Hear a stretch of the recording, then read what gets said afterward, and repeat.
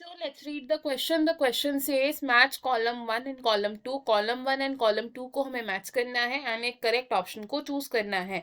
इस क्वेश्चन में हमारा की कॉन्सेप्ट होगा regulation of kidney function. The key concept is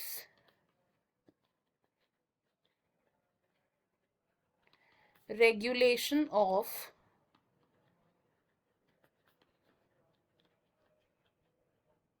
kidney function. Kidney function को मॉनिटर किया जाता है by hormonal feedback mechanism. Functioning is monitored and regulated by hormonal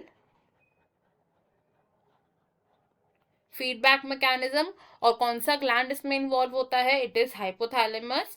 then अगर body के ब्लड वॉल्यूम या फिर बॉडी फ्लूइड वॉल्यूम में change हो जाए, change in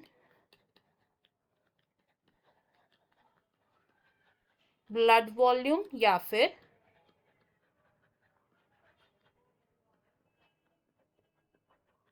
body fluid volume, तो इससे क्या होगा?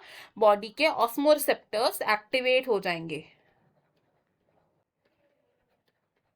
ऑस्मोरिसेप्टर्स आर एक्टिवेटेड. फॉर एग्जाम्पल अगर बॉडी में एक्सेस लॉस ऑफ फ्लूइड हो जाए, excess loss of body fluid हो जाए, तो इसकी वजह से क्या होगा? Activation of ऑस्मोरिसेप्टर्स.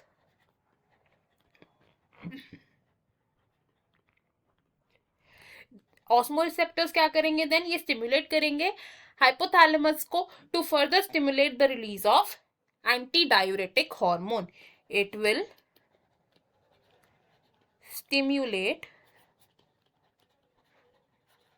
hypothalamus to release antidiuretic hormone which is ADH या फिर vasopressin from pituitary gland. अब ये जो ADH है ये क्या करता है? ये वाटर रीअब्जॉर्प्शन को फैसिलिटेट करता है. It facilitates water reabsorption.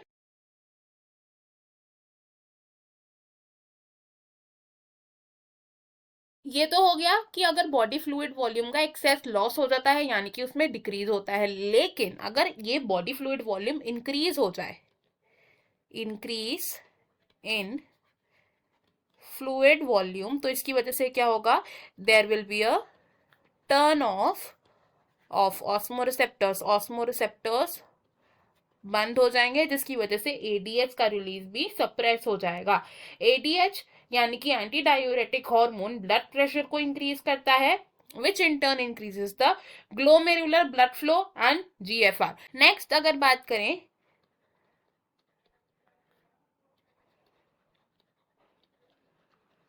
juxtaglomerular apparatus की in the regulation of kidney function, तो ये जो जेजीए होता है ये कैसे काम करता है? तो इसका रोल क्या होता है ये समझते हैं. जैसे ही बॉडी में fall of glomerular blood flow हो या फिर glomerular blood pressure, glomerular blood pressure कम हो या फिर ग्लोमेरुलर फिल्ट्रेशन रेट कम हो यानी कि जीएफआर कम हो जाए, तो इसकी वजह से क्या होता है? जक्स्टा ग्लोमेरुलर सेल्स एक्टिवेट हो जाते हैं. Activate juxtaglomerular cells. और juxtaglomerular cells क्या करते हैं? They activate to release renin. Renin angiotensinogen को कन्वर्ट करता है. It converts angiotensinogen into angiotensin 1 and then into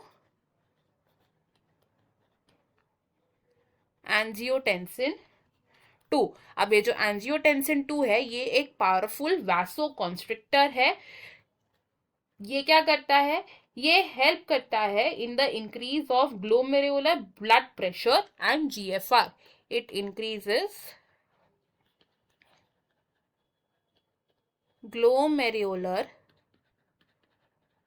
blood pressure and it also increases GFR, which is glomerular blood filtration rate.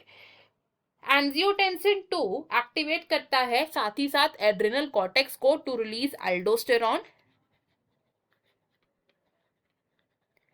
Angiotensin 2 क्या करता है? It activates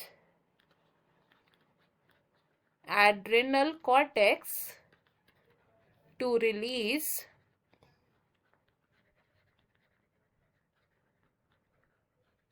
aldosterone and aldosterone further reabsorption cause करता है of sodium ion and water from the distal parts of the nephron. aldosterone क्या करेगा? It causes sodium ion and water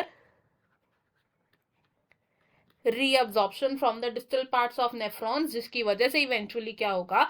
glomerular blood pressure and GFR further increase हो जाएगा. There will be increase in